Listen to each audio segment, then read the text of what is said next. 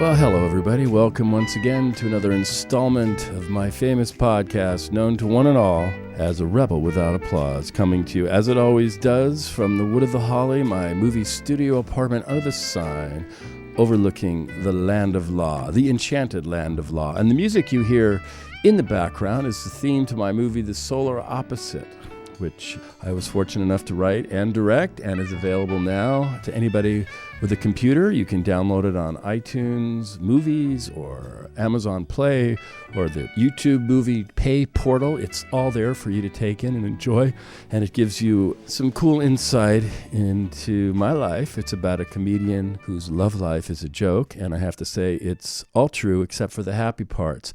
But that notwithstanding, I'm here today with a special guest, another fellow merchant of mirth. By that I mean a comedian. He's here from out of town. He is now officially an expat comedian living in London. He's here on a special occasion for the premiere of a documentary that was made about his very own life. And the comedian I'm talking about, who's staring at me right now as I do this introduction, is none other than Al Lubel. Al is a veteran of the stand-up comedy wars, not only here, but around the country, and now around the world, specifically in England and Europe. But you may have seen him stateside back in the day. He had many appearances on the Johnny Carson show, and then dovetailed quite comfortably to the David Letterman show. But Al got his start, his big break, or his initial break, was when he won the contest hosted by Ed McMahon some years back, and it was called Star Search. And somehow, some way, Al Lubel, a very young, a very hopeful, a nice Jewish boy, Al Lubel, straight from Queens by way of Miami, won the contest. And that was a big start for him. It gave him some visibility and access into the major clubs. It also, famously, he won $100,000, which you're going to hear more about that in a little while because it's part of the Al Lubel story. Al Lubel.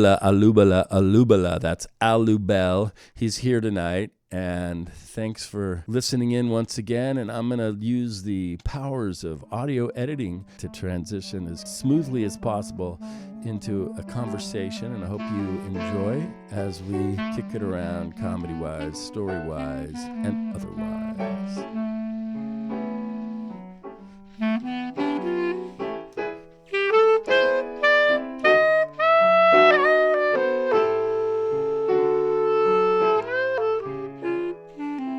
Welcome, Al, to my show. How are you, my friend? I'm depressed because I haven't practiced for 3 weeks since I've been here in LA, and even when I'm home, I don't practice. And I play the same songs over and over again with my same little chords. Although I have added Berkeley Square a little, few more chords. But I'd like to work a lot harder at this. My goal is to become better than the Beatles. And I don't feel it's a good shot. Now, when you say better than the Beatles, does that mean all four of them combined? Yeah. Or are you going to take on, I would recommend just taking on one Beatle at a time and start maybe with Ringo. Right. Yeah, right. I mean, just as, Ringo, or I don't know, after that, who would you go for? Pete Best. I think I should open with Pete Best. Pete Best, right, because he was, right, God, did you imagine being cut from the Beatles? How about Stuart Sutcliffe? He was the guitarist for a while, and he quit or he died, I think, or something. Stuart Sutcliffe. He was the fifth Beatle in the group. That was Pete Best was there, and Stuart Sutcliffe was a friend of Lennon's or something. Did he go to like Hanover and? Yeah, I think he went to Germany. I think the story I heard was maybe he died he fell and hit his head on the ground or something. I don't know his story. Yeah, I read a book about it, and I think he fell and he was very young, and he fell and he might have already left the band at that time. But he wasn't that great. He wasn't very good. But he was their friend, so that's why he was in it. So he got cut. I think What, so. did he have his accident before he had a cut? No, I think it was after.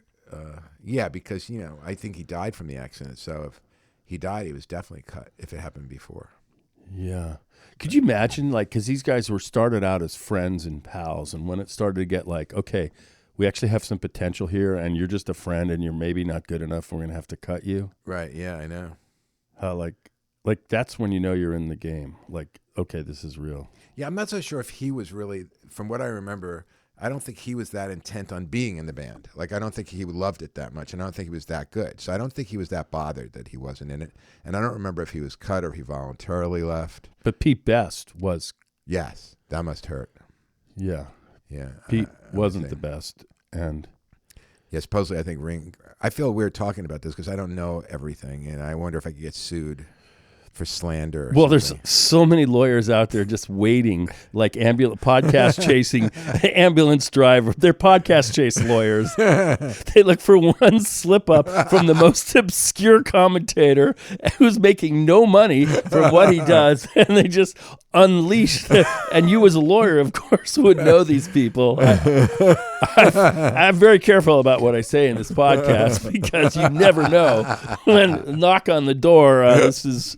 From Ogilvy and whomever, Myers. Yes, right. I applied and didn't get in. You didn't get in? Yeah, they were one of the top firms. They used to advertise like crazy. Yeah, I think that's the one. Yeah, I think I applied for a clerking job with them after my after my second year of law school, the summer break. Right. I applied and didn't get it, as I recall. So wait, now where did you go to law school? University of Miami, Florida. And where'd you do undergrad?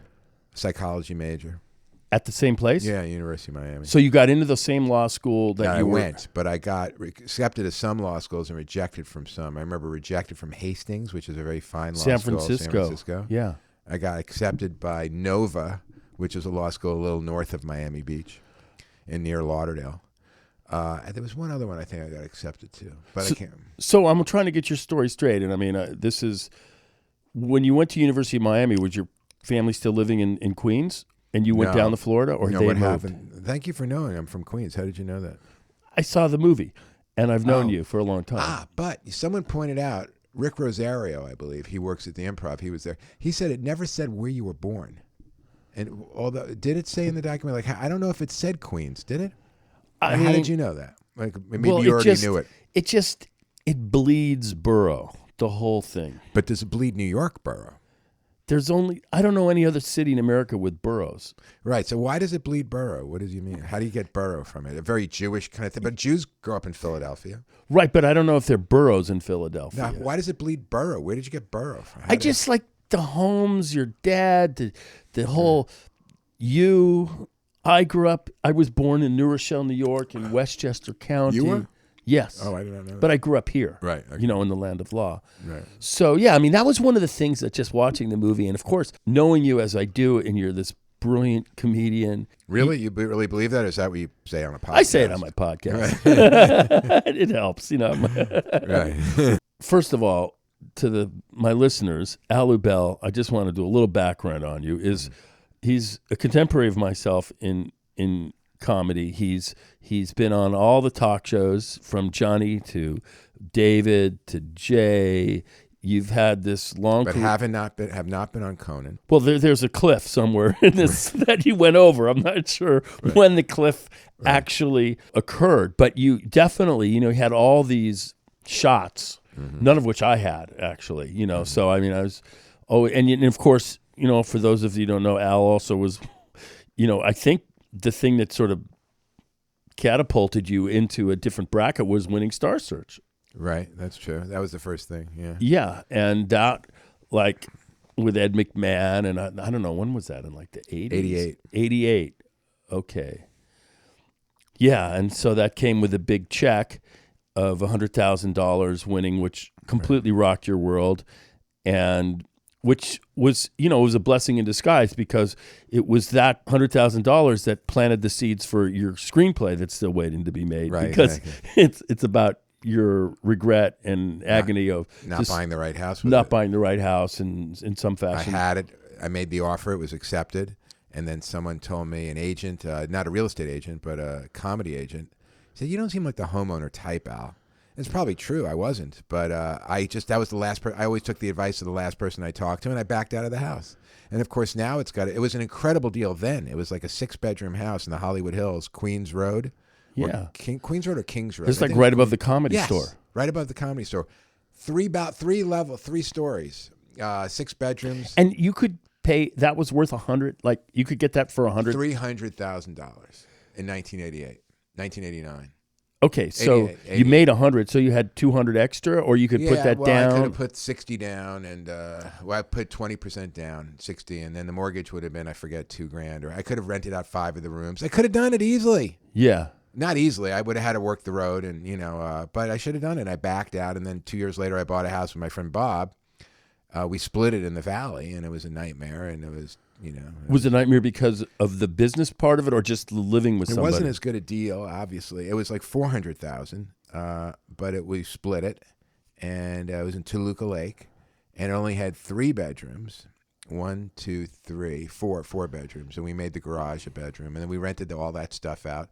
But it wasn't the same, it wasn't up in the hills with balconies, and it just wasn't, it wasn't as good, and it went down in value, and I got backed out of it.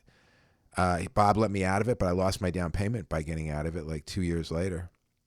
And because I didn't want to keep paying that mortgage, and I went to New York City. And what made you think, like, okay, you had this score, like in 1988 or whenever that was, right? 100,000. I'm assuming they withheld some amount for taxes. Yeah. So you're sitting there with about 60, right? 60 something, and you've got now a little bit of a leg up on people you're known. What made you think, like, okay, I need to buy a house, like not stocks, or just fucking put it in the bank and go to work? Right. I considered all those things. I remember, but people said you should invest in real estate. Invest in real estate. And they were right. I mean, if I bought it, it would have been a great deal. And you would have bought it on your own. You wouldn't have shared it. Right. And it was my instincts that led me to that house. I mean, like I had realtors drive me, and I ended up didn't trust my own instincts. It was their great instincts. It was unbelievable. It was a great deal, and I didn't stick with it. Just overthought things, fear and anxiety. I didn't trust myself. What did your parents say at the time? Well, or your mother? Yeah, I didn't really talk to her about it. I should have confided in her, and I had a friend, my friend Fred. He said, "Do it. Just do this." He came with me to the house. Do it. Don't listen to anyone else. Do it. He was leaving for the weekend, he said. And he went out of town, and when he came back, I told him I backed out. He goes, couldn't believe it. But no, I didn't confide in my mother much. I was trying to be separate from her. I had really no one to confide in. I didn't have a girlfriend. And you didn't talk to me, as I recall, because I don't think I knew you. Yeah, we kind of knew each other, but not much. I'd see you at the LA Cabaret. Right. Was I funny? Yeah, I remember that. The whole, what was that catchphrase you had? Chicks dig it. Yeah, right. Yeah. That was funny. You did well. I don't know, like what people thought of me, Because I always felt like I couldn't really break in at the Improv. I mean, I'd get a spot here and there, and it was just so fragile, and I could do really well. And then, but nothing I did in the Valley could matter over the hills. Like those hills separating the Valley from Hollywood, they might as well have been the Himalayas for me. So you got a lot of spots at the Improv in the Valley? Or you made LA Cabaret, you got a lot of spots? Yeah, I mean, right. I grinded there. I kind of okay, this was my place. And I mean, I take it for granted now, but I actually could do a lot of weekends there. And the LA Cabaret. Yeah, and a lot of people would come in. And I remember famously Milton Berle came to see me at the LA Cabaret, and it was a huge night. Wow. And they had big crowds. How did he hear about your dad sent him? Or? No. He and I were friends. I did a play with Milton in New York. Wow. Oh, yeah, I think he told me that. Right. So he loved me, and I would be a frequent guest of his at the Friars Club when I moved back to LA. And, he kind of encouraged me to get into comedy. So what did you play in his play? What was part were you? It was a play called Goodnight Grandpa. And the guy who I studied with was hired to direct it, and he liked me. And so there was a part of this young grandson. What was the name of the guy that you studied with? Jack Garfine. He was your teacher in New York? Yes, my acting teacher in New York. I had no idea about stand-up at the time. I mean, I admired comedians, but I was just sort of coming into some idea that there are places like Catch a Rising Star where people of my own age. So what year was this? Like 81. 70, no, 80, no, wait a minute, 78, 80, 82, 83. Wow, incredible. But what a great thing for your acting teacher to cast you in a thing. He loved me, and he's still alive, Jack Garfine. He was so supportive of me. I remember he produced a play with Arthur Miller called The American Clock that went to Broadway, and I was in his student, and there was this part of this young dentist, and he said, "Bill, why don't you come and audition?" And so I did. I prepared, and Arthur Miller was in the room. Like, he was sitting there, and there was, as close as I am to you, I'm a young student, and I remember just being so excited about this, and like, okay, my career is I'm gonna get this part. I'm gonna be on Broadway in an Arthur Miller play, and it's just gonna flow. Well, I did not get the part. Another guy did, who was also in the school. I think he was hired as an understudy and then moved into the part. His name is Bill Smitrovich, and he went on. That was his thing. That got him started. He's had many parts, many movies. He had a TV series with the kid who was autistic. I forget. He played the father. He had just a nice, really good, remunerative acting career, and it started with that play, American Clock. So Jack was my teacher at the Harold Clurman Theater, and he brought me into this play, and somehow they got Milton Berle in to come out to play this grandfather. And Jack ultimately got fired during the rehearsal, and they brought some guy, I don't know what his name, I forget now his name. The guy who was playing the grandson was fired. And I don't want to say his name, Laurie Goldman, but he was a very good actor. And he couldn't work with Milton. His name was Laurie? Yeah, Laurie Goldman. A guy? Yeah. His name Laurie? Yeah. How does that happen? Isn't that a woman's name? It generally is applied to women, but that was his name. I've never heard of a guy named Laurie. Yeah, I'm not making it up. Okay. He's a great guy, still here. Have you ever heard of another guy named Laurie? No. Okay. So, and maybe that was a boy named Sue, a guy named Laurie. These tragedies unfold in weird ways. So they replaced him, and they brought me into the part. And during the whole rehearsal, I had gotten very close with Milton. I helped him rehearse his lines, and I'd stay up with him in his hotel. And I remember famously, I'd be in his hotel. Milton had a famous reputation for having a huge dick, I heard and having banged a million actresses. And he bragged about it in books. And he did, because I heard that he didn't like being someone saying you have a big dick. He didn't want to hear that. He did brag about it in books? Yes, well, he bragged not so much. I think he had a reputation for having a huge dick in Hollywood, but he was very proud of his prowess in terms of like the women that he'd been with. Like Bill, I was with Marilyn. Kim Novak gave the best blowjobs in Hollywood. Wow. This is like way pre Me Too. Right? Did he mention his penis to you at all? No, but what happened was we were in his hotel room, and I would stay with him late at night. And he was very nice. Billy, I make you sandwiches. He orders food, and he'd always have this terry cloth robe and the cigar. And I had the play, and I go, no, Milton, you shouldn't do it this way. You should do it this way. It really makes more sense. He said, you're very good, Billy. Maybe think about directing. I said, well, yeah. I do recall one night, we were there late, and it was snowing. It was in the dead of winter, and he had a loose-fitting terry cloth robe, and his dick was like shown, and he kind of like showed it to me. As like, and I said, Milton, put it away. I got you beat. I just said it. It came out of me like this 20-something to the 70-something legend. I said, Milton, put it away. I got you beat. That's right. And he looked at me and he went, did you ever think about doing comedy? And literally, when the play closed, because it was a very bad play, I started thinking, okay, it's like, where do you do the comedy thing? And then I started trying to get 5 minutes together so I could go on stage, which for me, trying to think of everything I'd ever said in my whole life starting in third grade that was funny and trying to remember it. But back to his penis. Was your penis actually bigger than his? I didn't take it out. I didn't measure. You didn't measure, but you saw his penis? I saw his penis. Did you feel it deserved the reputation of a huge penis? It was, as I recall, it was large. But what was more important was that I got off a good line in the moment. Like, put it away, I got you beat. Right, that's true. But it was large. Yes, but I did not measure it. But it didn't seem incredibly large. It didn't seem like the biggest penis ever, like people are saying. No, wasn't like, he wouldn't have been like a stunt penis in a contemporary porn movie. He wouldn't. No. Isn't that amazing? Because he had a big penis for a comedian. Well, here again, I have not done a study of basic penis sizes of comedians, so it's all relative. But what was memorable to me was that somehow I just came up with a line. That's a good line. But do you really feel your penis is bigger than his, based on seeing his penis? You saw his penis.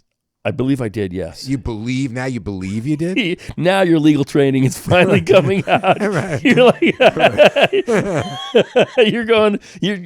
you're going Kamala Harris to Mike Kavanaugh here. Right. I believe that his penis. You have faith you saw his penis? Well, I might be one of the last living humans that have actually seen Milton's penis, but did you indeed see? Now before you said you believe you saw his penis. You either saw it. Which is it? You saw it or you believe you saw it? I saw it. You saw it. Yes. Okay, I forgot. I'm trying to remember the next question. Well, I think the point is we're trying to get an accurate sense. Your sense. Compare your. You've seen your penis as well. I see it every morning. Fine. And I've seen it. In your best judgment, who had the bigger penis? And be honest. Think about it. No jokes. Think about it. I think at rest he probably did, but I think when I'm ready for performance, I would compare favorably. Well, of course. But, I mean, if you're hard and he's at rest, you have an advantage. What about you hard, him hard? You've never seen him hard. I have not. Take a guess and think about it. Hypothetically, think of him hard right now. I don't know if he could get it up in him when he was in his 70s when we did that play. That's a good point. Now, think of him in his 20s hard. I think in his 20s, he was a ball of friggin' fire. Hard. It's a big, hard penis. Big, hard, using it everywhere. And compared to your penis in your 20s. Well, when I was in my 20s, I wasn't hard. famous. And when he was in his 20s, he was famous. So he probably got way more use out of it. No, I'm not talking about who he got. I'm talking about length of penis. I'm not sure. Okay, that's to the best of my recollection, I would not. But that's impressive that you were even competing with the biggest penis in reputation in showbiz. You're competing with that. Your penis may indeed be bigger than the biggest penis in showbiz at the time. Isn't that impressive? You're telling me you have a big penis, aren't you? No, that's not the point. Come on. If you're telling me your penis compares favorably with Milton Berle, who's known as having the biggest penis, you're not telling me you have a big penis? Well, here's my issue with... Bill, put it away. I got you beat.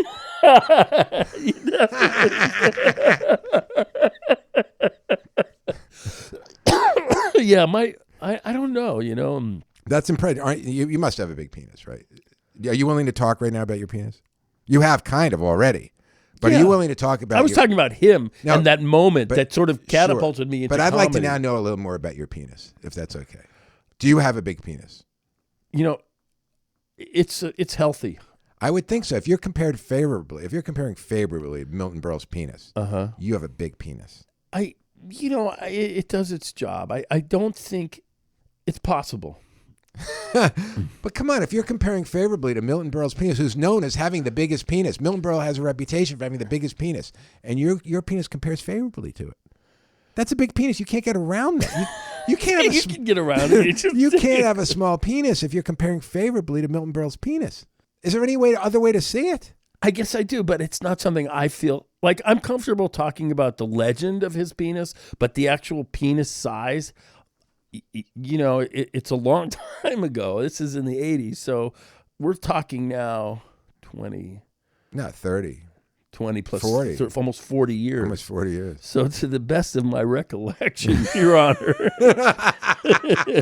I would ask you kindly to cut me some slack with respect to the penis size of a septuagenarian comedian whose penis I witnessed only in a flash in the early 1980s as I was rehearsing a play. That's a good point. Yes. You didn't have it was a quick glance. Yeah, it was very quick. Okay. And he was very... And testicle? You saw the testicles? I don't believe I did. Okay. I cannot... Is it possible he didn't have testicles? Yes, it's possible because So you just saw the shaft? Yes. Did you see the head? Of the shaft? Yeah. It was at the bottom of the shaft. Did you see the head and the shaft? I believe I did. But I have no real recollection. Pubic hair? I'm sure you did, yeah. Okay. Pubic hair, head, shaft. No recollection of testicles? None.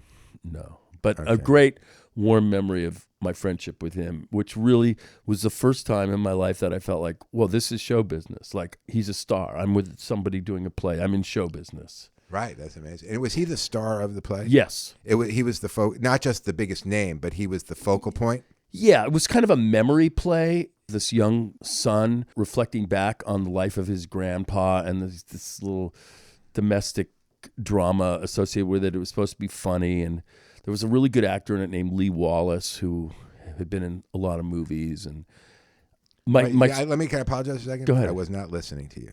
Okay, well, that's good. But yeah, I'm just thinking about this play, Goodnight Grandpa, but it got savaged by the critics. That's the play. That's the play you were in. Yeah, Goodnight Grandpa with Milton Berle. But you mentioned some other guy that was acting in it too. Who is this Wallace guy? Lee Wallace. Yeah, he had been in. He played Mayor Koch. He looked a lot like Mayor Koch in a couple movies. He was a really nice guy. Yeah, that was like. What was the storyline of the play again? It was like a memory play about the grandfather, and they were all Jews in New York and Long Island, and it was. What were they remembering? His life. It was just going back and. Yeah. So there was not much conflict. That's the problem. It was boring because it was not much. It was written by this guy who'd never written a play, and somehow I don't even know how it happened. He got it financed, and somehow they got Milton Berle, and so they opened it in the Intermedia Theater in New York on the Lower East Side with the hope that it might make it to Broadway, which didn't get out of the Intermedia Theater alive. It was a funny story for me because, like, I had this my favorite year experience with Milton Berle, and then the play closed. And how many nights did it air? I got to opening night, and then a few, and then that's it, just like 4 or 5 shows. Well, yeah, and then they had previews for a couple weeks, okay, and then it opened to the critics, and then it was assassinated very quickly. Can I ask you, did you have a sense back then it wasn't very good while you were doing it? Yeah. As a matter of fact, I have one joke that I remember that I said. And during the course of rehearsal, at some point, we were in previews, Milton said, "Billy, go out and get me a sandwich and this thing." And okay. I was his slave. I was his happy slave. And while I was out there getting the sandwich, I went past a newsstand. On the headline, it said, "Tennessee Williams is dead." This iconic American author of a playwright. And why do I sense he died? Oh, he died in 82 or 83. So right when we were doing that play, he died. I'll never forget that. So I walked back into the the theater with the headline, and the playwright's name was Walter Landau. And I handed Milton the headline of the newspaper, and I said to him, "All we have left is Landau." like in the theater. Do you know what I mean? That's and Milton... he walked around for the next 3 days for the headline. "All we have left is Landau." So he literally stole my joke. That's right. But I was so honored by that. Right. Sure. Well, maybe I could do, these things came together. Like what made you think that maybe you could be a comedian? Because you didn't grow up in a show business thing. There was nobody necessarily, I'm guessing, that encouraged you or thought you never. No one encouraged me. So what made you think you could even do it, or there was even a way to do it, or that it was possible? Yeah, that's good. A good question. Well, I remember liking, Alan King was the first comedian I remember seeing as a kid. Yeah, as a kid on Ed Sullivan, right, with the cigar But I never thought I'd be a comedian. And I remember liking Robert Klein, Don Rickles was my favorite, right, David Brenner, those guys. But I never thought I'd be a comedian until I saw the movie Lenny, starring Dustin Hoffman. What a movie! Yeah, wasn't that great? That was such a brilliant movie. Nobody talks about it. Like the possibility of what a comedian can do in terms of talking about things that were real psychologically, about the inequities in our culture, about the racism, the whole thing. Right. So you saw Lenny. I started thinking, wow. And then I wanted to be an actor. I wanted to be a star. I didn't really want to act. I just wanted to be idolized. Well, that's working out for you. Right. Right. So I wanted to be a star. I thought that'd make me happy. I felt like not enough. Mm-hmm. And I think that's how I got into showbiz. I didn't feel enough. Like I wanted to be, I didn't feel like good enough as a person. Like I wanted to be huge I wanted slaves. I wanted people to treat me like my mother did, like be, slaves to me. Uh-huh. Anyway, so when I saw Lenny, then I thought I wanted to do that. I liked some guy who's standing with a microphone and everyone's laughing and loving the guy. And so I was taking an acting class. I wanted to be an actor. Were you in college then? No. Yes, I was a sophomore in college. Sophomore, of course, Lenny Bruce, and in the movie he dies tragically, in a bathroom with a heroin overdose. I know, that's the real thing that attracted me. Yeah, and you have that's still out there. It's still possible. I know, that's right. But no, it was. I remember that was my freshman year of college when I saw Lenny. But in my sophomore year, I was taking an acting class in the University of Miami. Freshman year, I went to Maryland, and then I moved down to Miami.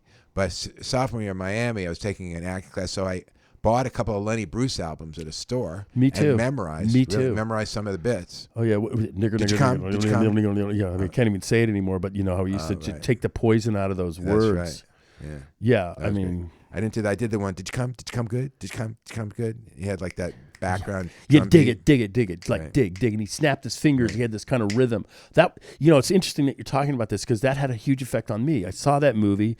I got the album. I think there was a book about Lenny Bruce that came out that had his bits like transcribed. Oh, right. I remember reading that and I mean, like, wow, this is what a comedian could also be. Mm-hmm. Right.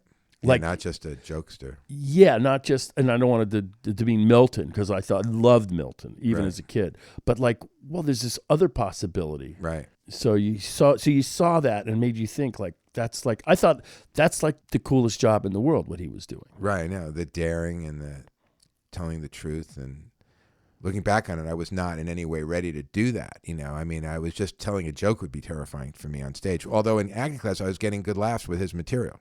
So you performed his material in your acting class. Yes, and I got the same laughs he did. Or if it was just as good. Did the cops come to shut you down? Right. Yeah. In San Francisco? Did you arrest. get censored? Right. That's right. Right. Well, this is 10 years after he had his problems, or even more. Over.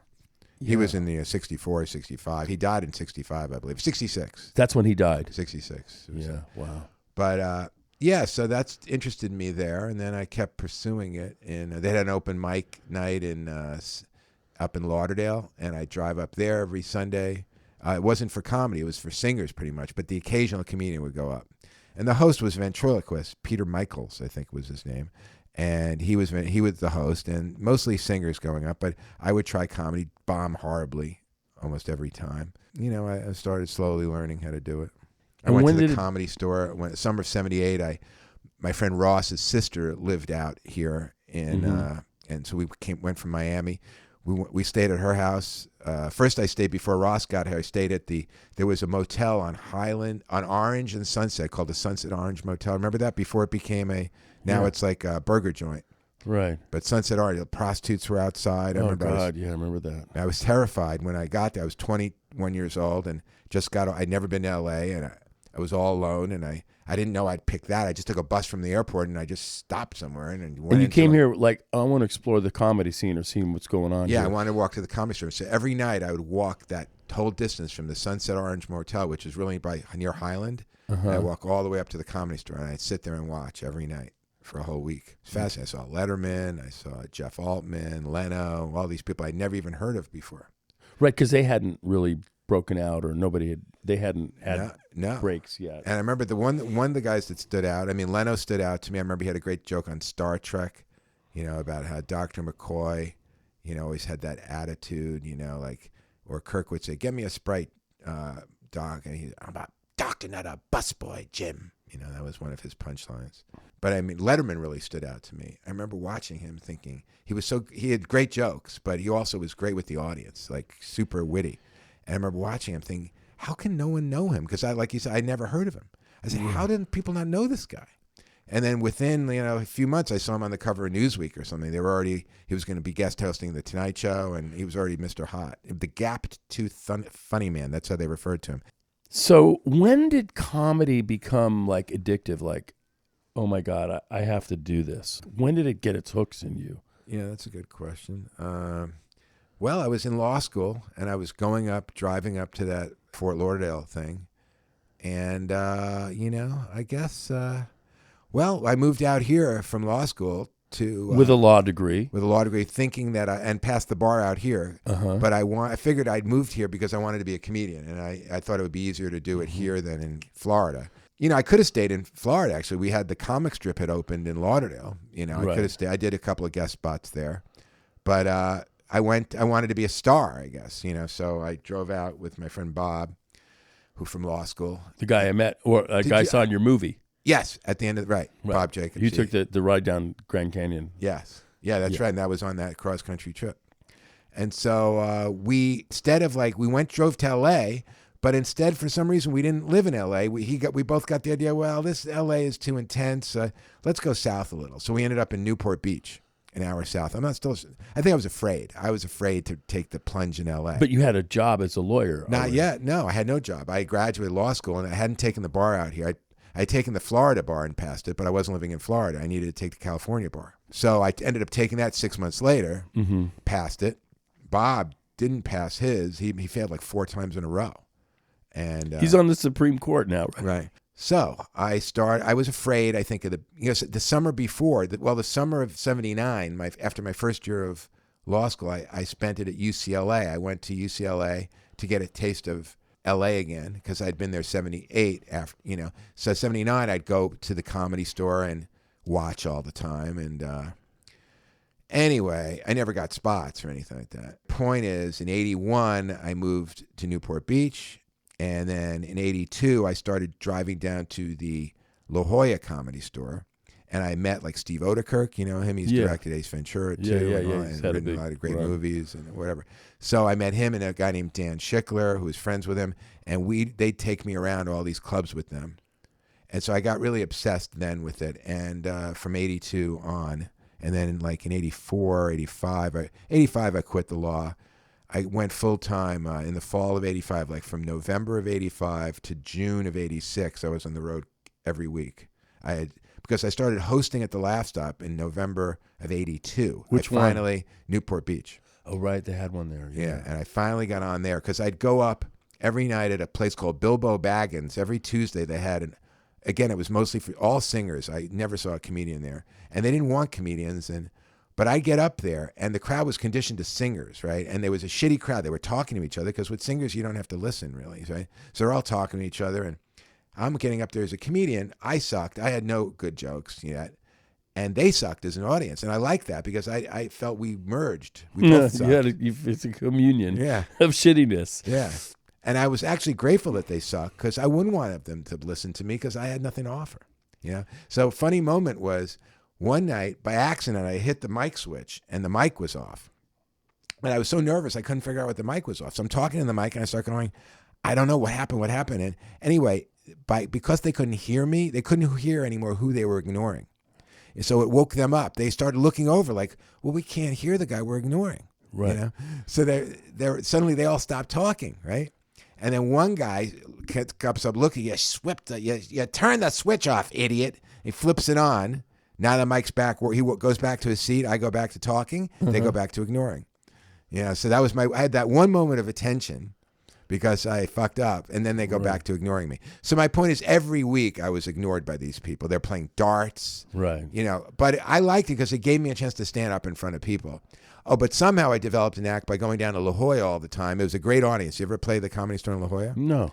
I wanted to. I mean, well, you could have on Sunday and Monday. It's open mic night. It was amateur night. You could have done it as an amateur. Yeah, right. Yeah, right. But it's hard to drive from L.A. That's an extra hour. We drove an hour and a half from Newport Beach. So you had some good friends, kind of like I didn't have that. Like a good friend who kind of.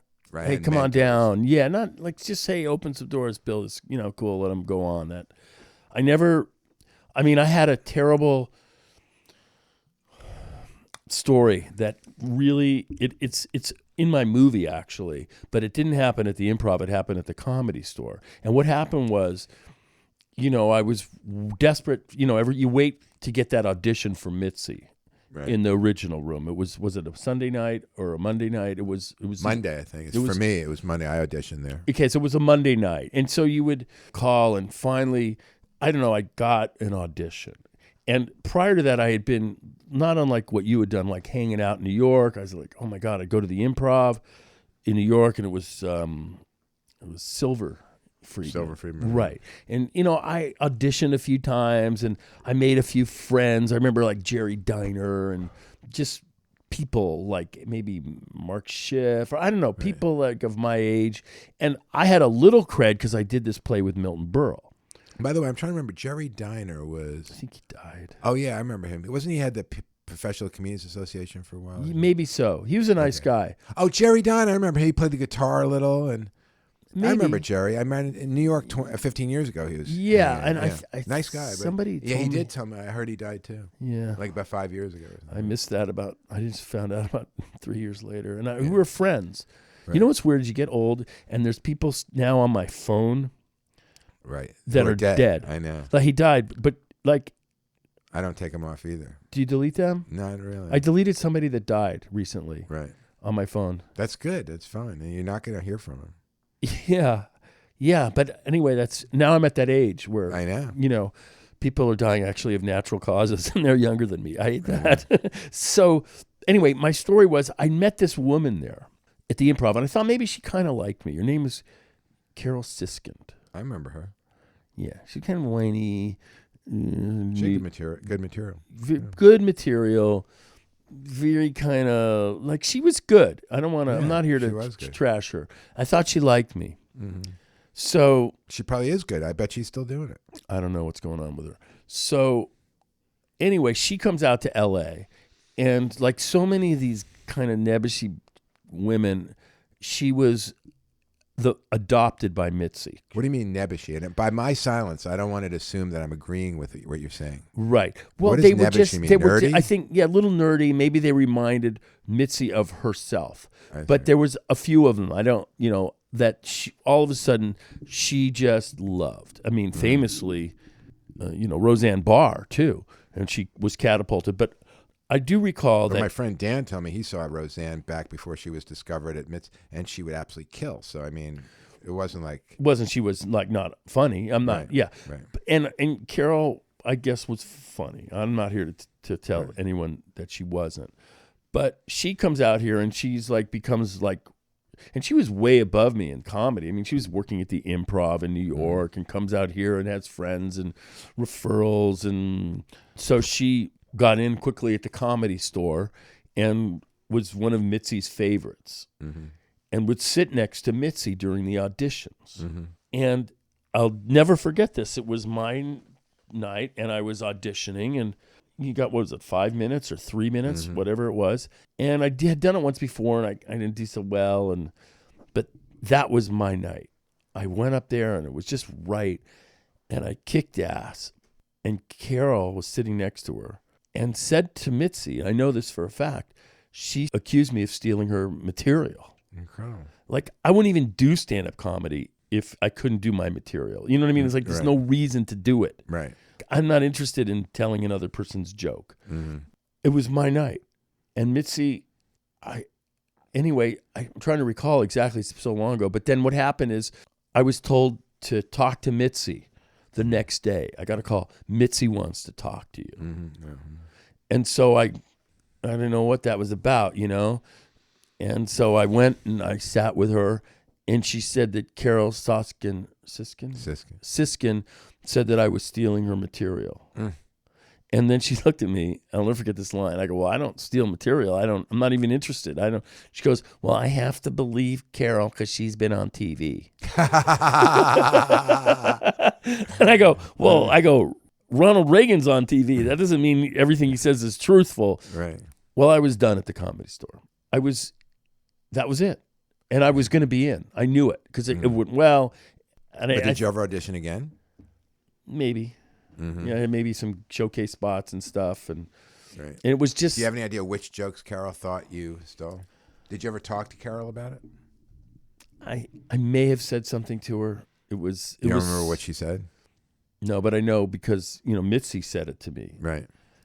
And it may have been that she had a similar joke to you and assumed that you stole it, but do you think she had some similar jokes maybe and just assumed you stole it? The one recollection I have at this point is that I used the word doily, and I don't even know in what context for what the joke might have been. Right. And maybe she used the word doily. Right. So I don't know if that word you can actually, if it goes down to like, isn't a joke a construction of separate words that create a sentence? Right. You can't claim ownership of a word. Sure. And that was my recollection. You think she may have had that word in her act? I think maybe. I think that's all I can remember now. Right.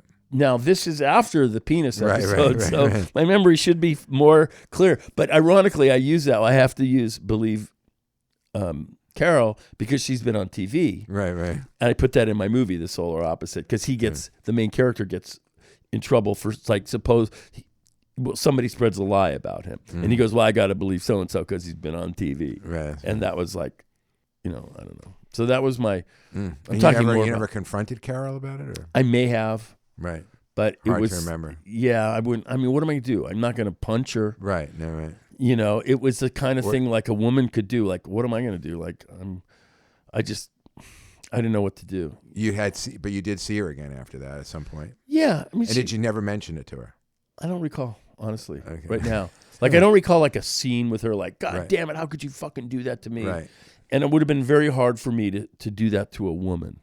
Well, you don't have to attack her. You could just gently ask, do you feel, you really think did you actually say to Mitzi, you think I stole something from you? Like what? She was sitting next to her. I know, but and then Mitzi told me. And then, I know, but but Mitzi told you that Carol said it. Yes. Okay, so you could have just gently said to Carol, hey, I was just wondering, what do you think I stole? I'm sorry that you think that, but what do you think it was? I did not have that conversation with her. No. And maybe she was afraid to see me, knowing that I knew what she had done. Right. Like it might have not have, like she might have been afraid, and I don't know. Do you think she really believed that you stole something from her? I think she probably did, right? Believe it, or she wouldn't maliciously. I always thought maybe she kind of liked me a little bit when I met her in New York, and that I didn't go along with whatever that was. And I thought maybe there was some sense of rejection from me. So you had no interest in her that way? No. I admired her. Like she was doing stand-up comedy. Right, sure. And she was telling jokes, and she was in at the Improv, you know, in New York. So she's good. I remember she was clever and good. Yeah, she was clever and good. I don't know what happened to her. I think she went to Vegas. And I think she started booking a room in Vegas. And I think I tried to get in it, and she wouldn't book me. And that annoyed me. But it shouldn't annoy me. She has every right not to book me. But it's annoying when people who are comedians don't book you.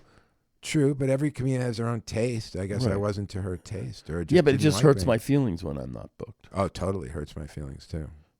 Like, I can't really talk to Harry Basil because I'm afraid to call him because I'm afraid he's going to go, Bill, it just isn't working here. And, you know, I like you, but sorry. I can't take that right now. Right, I know. I can't think of examples, but I don't like hearing that either. And I can't.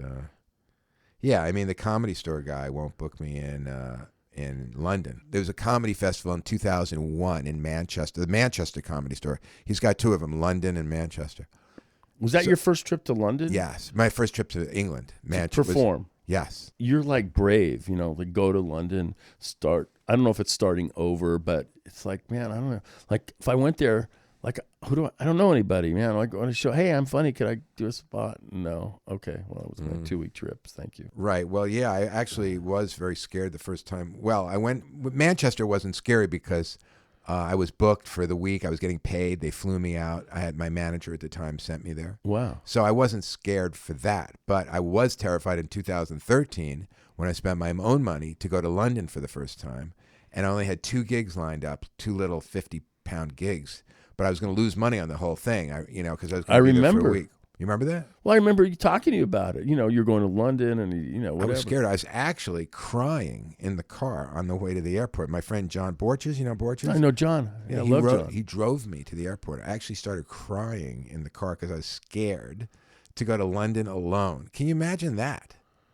So it wasn't like just the travel thing scared you, not so much like, to me what scares me is like just, okay, I'm in London and nobody really wants to see me. Or Yeah. Well, I don't know anybody to get on stage. And no, it wasn't that. It was just being alone in a foreign country, yeah. like a terrified little baby. Well, that made me realize how frightened a person I am. I was crying. Especially with the language differences. I mean, that's really scary. I mean, I was in Morocco where they spoke Arabic this year, and it was, you know, that was fine. But you know where I realized I did get scared with the language difference once. In 2005, I had a gig in China. The same manager sent me there, a gig in Shanghai and Beijing. And in Shanghai, I think it was, I got lost. I took a walk and got so lost. I was in an area, and everyone is Chinese and doesn't speak any English, none of them. I'm the only American, way taller than them on that, wildly taller than everybody. Right. And everybody's, I couldn't ask directions to anybody. I go in a store, no one spoke any English, no one. That was terrifying because I could not communicate. I couldn't get an answer of how to get back to where I was. That was terrifying. I didn't cry on that one, though. But anyway, my point... But was the audience speak English? Yes, because they were expats. You know, they were, Canadians, Americans, people living and working there. So they were all, yeah. Right. Yeah, that's how it got. But anyway, my point is with Borches driving to the airport, I don't know. It wasn't that I'd be rejected or whatever. It was the terror of going to a foreign country alone. Like you said, they all speak English. I shouldn't have been. And I was really legitimately scared because I remember when I got to my hotel room, I was so frightened. I didn't have the gig that night.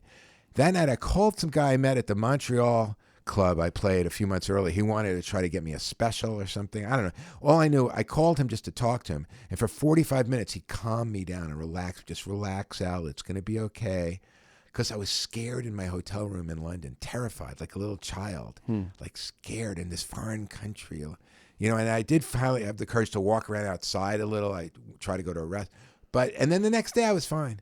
All it takes is one day and it's like, I was okay. But terrified. What strikes me about you is that, first of all, Friday night they had the premiere or the screening at the festival of it's amazing. They did this documentary. What is the actual title of it? Mentally Al. Mentally Al. So somebody who had seen you as a teenager. He was the teenager, not me. Right. He grew up and then becomes a documentarian. And of all no, he never became. This is the first documentary he's ever done. Is or is not? Is. Okay. Well, whatever. He wants to make a film. Right. And he makes this documentary about you. Now, to me, that's amazing that anybody would want to make a documentary about anybody, especially, if they're not like super famous, because everybody worships fame. But one of the things that just watching it and knowing you, because when I see you, I know you're a comedian and you're brave and you're rebellious in your own way. But I also know you're a nice Jewish boy. You went to college. You went to law school. You're not disappointing your parents as a lawyer. And then at some moment in your life, this rebel comes out of you and you defy all these conventions and expectations and take this, I think, very brave step into this world for which you really had no entree. There was no bridge into show business or my family or whatever. I grew up here. My father was in the radio. My grandfather was in the motion picture business. I felt maybe that I had a claim to this profession, even though I was completely wrong. I had no claim to it, but I felt that I did. Mm-hmm. I'm curious how that happened for you, like this rebellious person that said, no, fuck, I'm going to do my thing. And you're still doing it with no compromise. I think you're going to say with no confidence. well, you know what? It doesn't matter if you're confident or not, or you feel fear. You went to London. You became a comedian. Like, the courage is confronting those fears and doing what you think you should be doing. Yeah, you know what I think drove me? I think I have this I also have an inherent sense of specialness. I think I'm very, very special on a certain level. Like, on one level, I have very low self-esteem because my mother did everything for me, and she called me names, go fuck yourself sometimes. Really? Yeah, when I'd overpower her demanding things, go fuck yourself. But she'd do it anyway, but go fuck yourself. So it was like a double whammy. It was like she shouldn't have been doing it for me and verbally abusing me. So I have low self-esteem from that. But on the other hand, you're the best. You're the fantastic. You're the best. So I have that. You have a golden child syndrome in you. Yeah, but also a shitty child syndrome. Right. Both. And so, but the golden child syndrome, you're the best. You're Alan, my life. You're my life, Alan. That propels me to keep thinking I'm so special I could succeed at this. I think that's what keeps me doing it. Like, I really feel that I really have somewhere in here this incredible specialness. And if I'll only do the work, if I'll only have the confidence and the discipline to do the work, I am incredibly special and I'll be huge. But then there's other part of me saying, I'm scared to be huge. Someone might try to kill me. I don't want to be huge. I don't want everyone knowing me. And that's that frightened part that stops me a lot. So it's back and forth with me. But it's a good question you ask. What keeps propelling you? That's a great question. I've never had that question. You had no entree into showbiz. Totally true. And it's that narcissism, which I knew I knew that, but that's what keeps me. And so again, when you say confidence, I went out 2 years ago to London and with a no return ticket this time because I didn't want to have to feel I had to come back. Right. But was it ballsy? No, in my opinion, because I was driving Lyft and I couldn't take it anymore. It was hard work and I was making hardly any money. I used to get, sometimes $50 to play the Comedy Magic Club, and I'd have to drive 7 hours to make $50. 7 hours slaving in my car. I know. It's and I after the first 3 months were kind of fun in a way because I could develop some self-esteem that I didn't think I could actually do it, but I did it. So I had some self-esteem. But after the 3 months, then the next 3 months were killing me, and so it was I didn't need balls to leave. I was thrilled to leave. I felt it was my only option. Well, I don't mean so much leaving. Ride-sharing driving. I just mean the balls to somehow make this leap that I can find my way into show business from, your dad was a pharmacist, right? So like that's a big leap in terms of like projecting yourself. Total narcissism that I feel somewhere in me, I feel special. Right. And that's what it is. Like, I just feel like, I think that's really it. That's the only way I can describe it. Like, cause the parent, Alan, my father didn't give me that kind of attention. My mother gave me, but, I wake him up in the morning to play catch. Get out of here. Get out of here. Leave me alone. Your dad. Yeah. He gave me he played catch with me sometimes, but it didn't give me the same attention my mother gave. Was he athletic? In his own way. Yeah, he played basketball and he could throw the ball well, and he was pretty athletic. Yeah, but he put me down a little. Like my friend Drew Bergman was truly athletic, and his father was. We played 2-on-2. I finally talked my father into playing 2-on-2 touch football with them, and my father would brag about Drew, something about he had a radar arm. He knew how to throw the ball perfectly, and my father didn't praise me much at all. But you got it from your mom. Yeah. But again, she didn't praise me as a sports person because she was afraid I'd be hurt. She didn't want me to take any chance. So it was like that kind of Jewish fear of activity. And, yeah, totally protecting me. And but that protection made me feel special. Like, oh man, they're protecting me so much, so I must be special. So I think that's the only thing that kept me continuing to try. Well, you're still doing it. I always felt, but I always held myself back. So I felt, because I was afraid, but I knew I felt I had something in me, and then again, I could be wrong. Maybe I don't, but the more I do try, I notice I am pretty good. And but then that surprises me. So it's weird. I don't have this total confidence, because if I had total confidence, I'd be like, of course I have it. So you don't know until you have stuff, until you try. But yeah, I am surprised that I've gotten pretty good at this. I didn't know I could be good at this.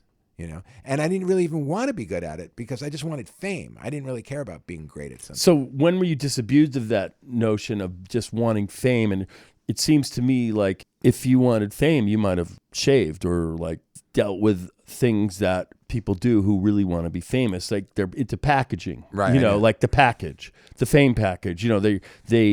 They might be deceptive. Like, yeah, I'm actually subversive. I'm going to look the part, but I'm actually going somewhere else.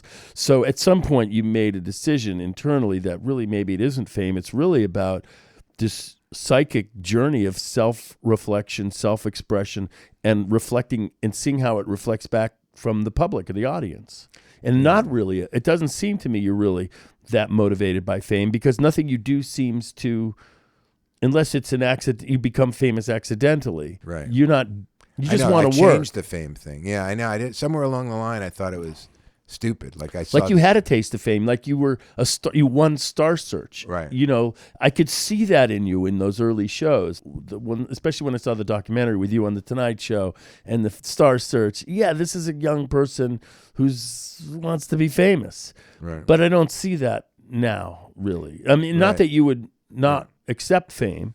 It's not, didn't seem like what you're really about. You're more about like, I'm just committed to this process of self-discovery and letting the public sort of tell me what's funny about me, and I'm going to keep on this journey. Right, because I guess somewhere along the line, gradually, I realized how, forcing myself to get good enough to get on the Tonight Show to begin with made me a better comedian. And then as I got better, I realized this really is an art form. Comedy is really an art form. I can really keep getting better at it. And now actually I'm challenged by it because it's not easy. And I want to keep getting better. And also I'm mad that other people are better than me. I want to be better than everybody. And I know that's a long shot. And then the whole Beatles thing is another whole area I have to conquer, the Beatles.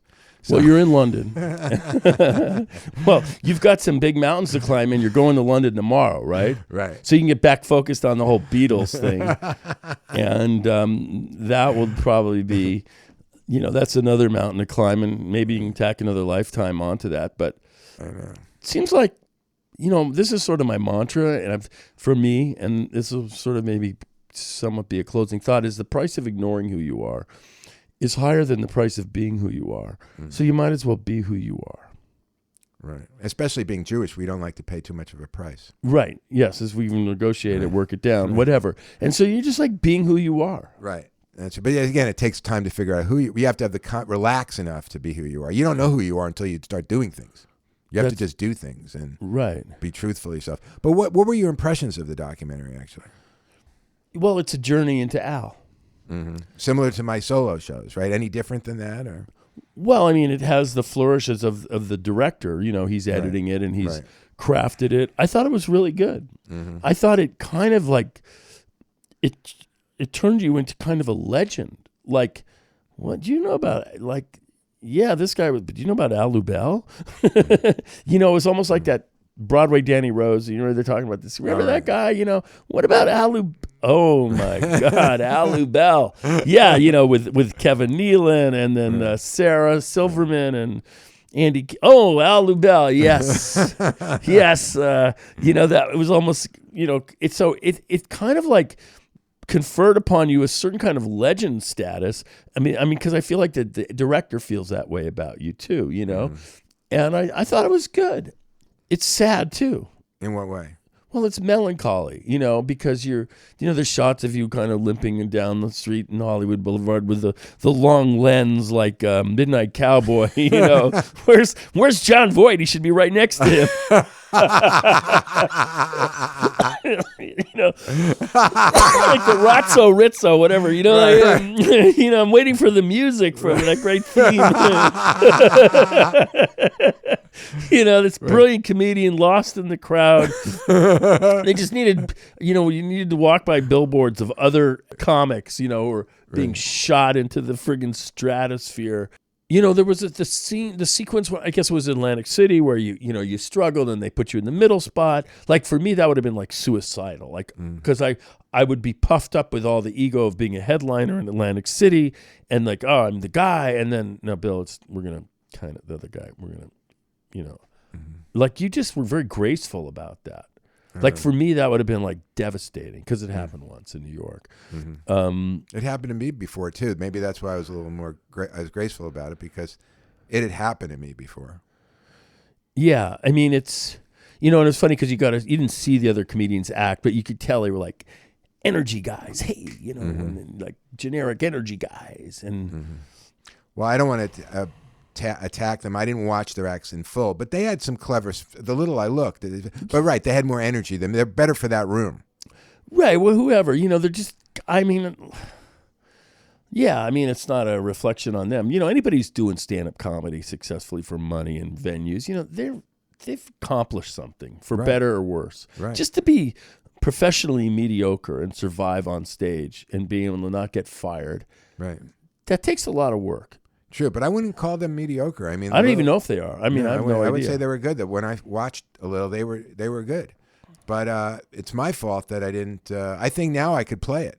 Much better. I have a sense of what. I have a lack of common sense. That singing bit, I really probably shouldn't have opened with there. I don't know. I don't recall you singing in the movie, but.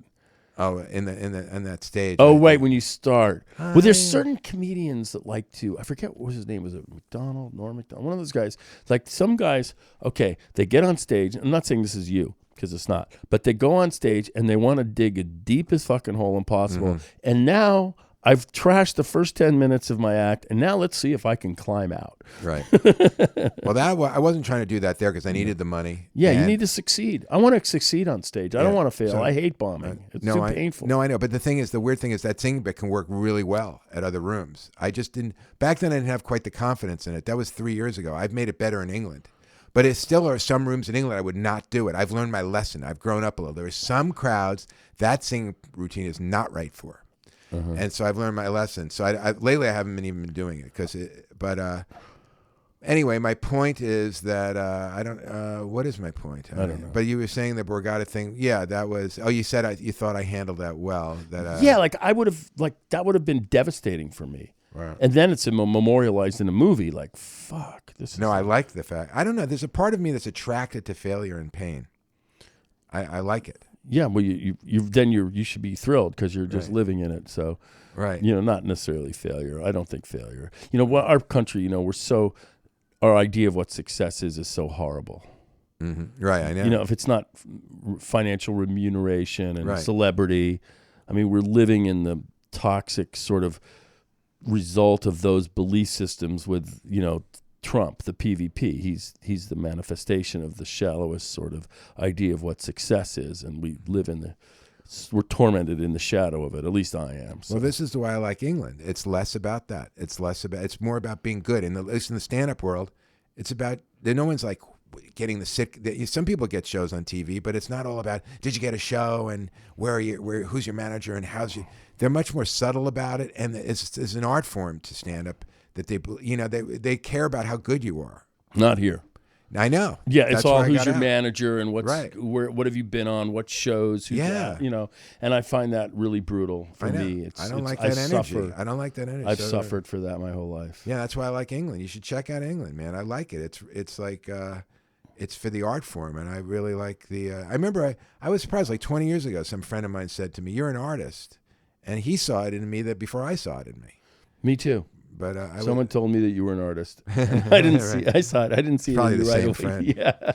Yeah. Well, Danny Sullivan, actually. We played. Oh no, you know Danny Sullivan? I think I do. He co-wrote While You Were Sleeping with Fred LeBeau, but he used to play basketball with us. Yeah. But you didn't play ball with us. But Danny played with us. Yeah, I was playing baseball. I was more of a. I know. I remember I saw photos of you. You were quite an athlete, right? You were an outfielder or something. Yeah, I played hardball for 20 years. I surfed today. I surfed this morning. Wow. Yeah. It was great. It was beautiful. It was so wonderful. Surfing saved my life, man. My life aquatic. Al. We could do this forever. This is so much fun. Oh, thank you for having me. Yeah, I mean, we got, an hour and 12 minutes. Got to edit this down to 15 seconds, but I think it'll be good. No, this is definitely a departure from anything that I've done podcast recording-wise, just a long, extended conversation, and I'm just going to pretty much just leave it for people to enjoy or not. When are you leaving tomorrow? 6 p.m. is my flight. Okay, well, don't be a stranger. Okay, thank you for having me. And you're brave, man. Well, thank you. That's nice. I never thought of myself as brave. Yeah, I was thinking of you with, like the Wizard of Oz with the lion. The cowardly lion. Yeah, but he was not coward. He was very brave. Really? Was he? Yeah, he thought he was a coward, but in fact, he was very brave. What did he do brave in the movie? I forget. Okay. I saw it just after Milton's penis, so it's all confused in my head. No. Right, and the tail of the lion and Milton's penis. But you were brave. You are brave, and like to stay the course, to pursue your selfhood as a comedian and an artist. That's the highest form of bravery in a culture that doesn't encourage or really recognize that unless it's gilded in wealth and fame. And so, not that you're obscure, but we know what fame looks like. So, thanks. Thank you. It's very nice of you to say that, and that's nice to hear. It gives me more confidence to continue. Yeah, you got to keep it's your journey, man. So, thanks for coming, and to my listeners and all my friends out there in the larger landscape, I want to thank you for checking in. And until next time, namaste, shalom, and aloha, or namashalom.